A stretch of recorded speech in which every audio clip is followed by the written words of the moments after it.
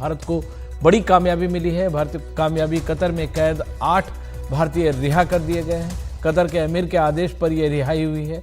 8 भारतीयों को पहले मौत की सजा सुनाई गई थी। एक अपील के बाद मौत की सजा बदलकर 5 से 25 साल तक की सजा कर दी गई थी। दूसरी अपील पर सुनवाई चल रही थी। इस बीच अमीर के आदेश पर वहां इन सभी की रिहाई हो गई। 7 भारतीय जो है वो भारत लौट आए हैं। भारत ने कतर के अमीर का शुक्रिया अदा किया है।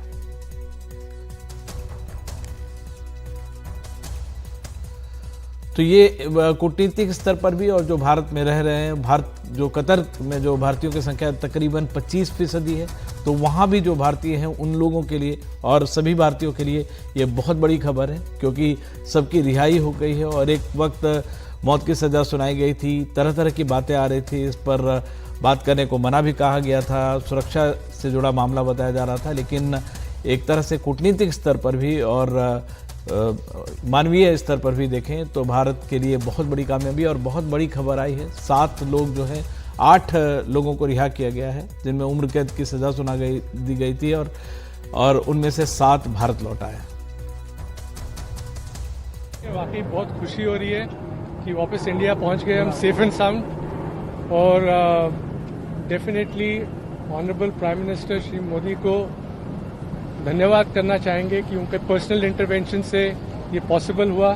Without the intervention of prime minister Modi it won't be, आज हम आपके सामने खड़े नहीं हो रहे होते अगर इंटरवेंशन नहीं होता at that level, highest level. And specially government of India, उनके अथक प्रयास से कि वो कंसिस्टेंटली लगे रहे and we are there in front of. बस ये कहना चाहेंगे कि ये वाले दिन का हम बहुत दिनों से वेट कर रहे थे और प्राइम मिनिस्टर मोदी और उनका पर्सनल इंटरवेंशन, उनका इंटरेक्शन, और एक और मौका लेना चाहता हूं कि थैंक करूंगा अमीर को कतर के, जिनके उनके इंटरेक्शन के कारण आज हम यहां खड़े हैं, जिस दिन का हमें बहुत बेसब्री से इंतजार था। It's only possible due to the intervention of our Prime Minister and his personal interaction and involvement with the Amir of Qatar.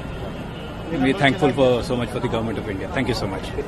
We have waited almost 18 months to be back in India. We are extremely grateful to the Honorable Prime Minister, Shri Narendra Modi ji. It certainly wouldn't have been possible without his personal intervention